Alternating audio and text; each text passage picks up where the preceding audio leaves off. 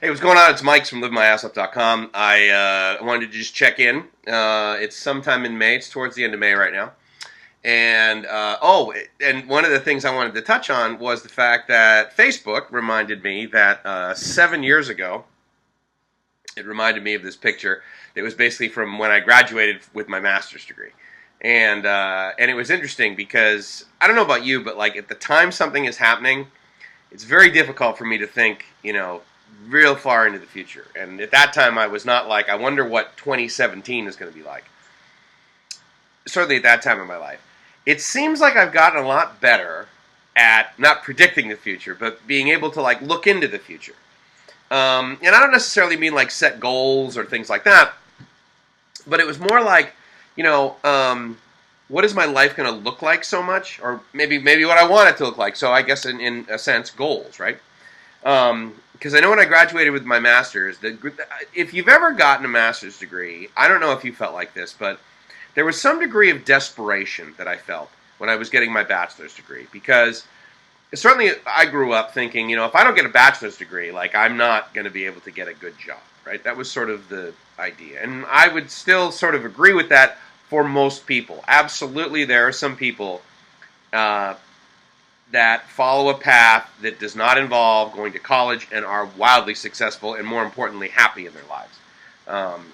A new friend of mine, Michael Dell, is a great example of that. He left school because there was more value for him to add in the world by putting compute and storage in front of people and making their lives better.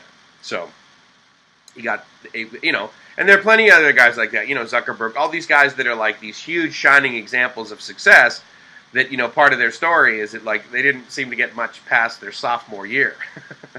I, on the other hand, did need to finish my undergrad work so that I could have some degree of discipline, certainly at that age in my life when I was in my 20s.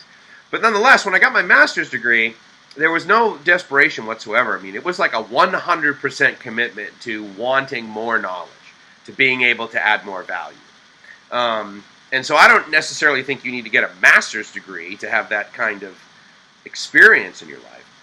But anyway, as Facebook was reminding me of that, I was like, wow, 2010. That was a long time ago, it seems like. And at the other sort of side of the token, it seems like 7 years has actually gone by very quickly.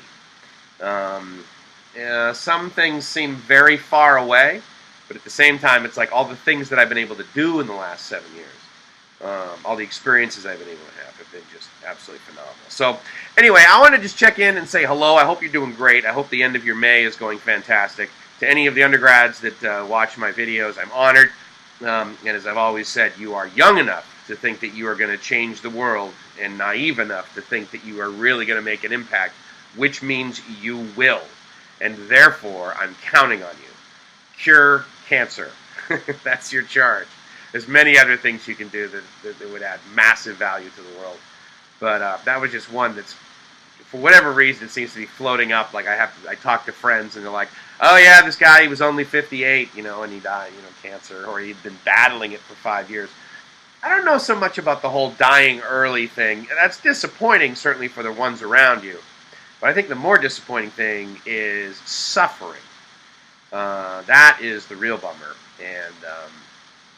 And I'll get into a little bit more of why I feel so blessed that I am no longer suffering as we get closer to my anniversary for when I stopped drinking and using. Almost 25 years ago, which is pretty awesome. And not something that I take for granted. Thank you, Buddha. Anyway, I hope you're having an amazing day, and I hope you're living the dream. Because if you're not living the dream, you're doing it wrong. And I hope whatever you're doing, you're not doing it out of desperation. You're doing it out of desire, and you're seeing how you can add maximum value to those that you love, your friends and family around you. So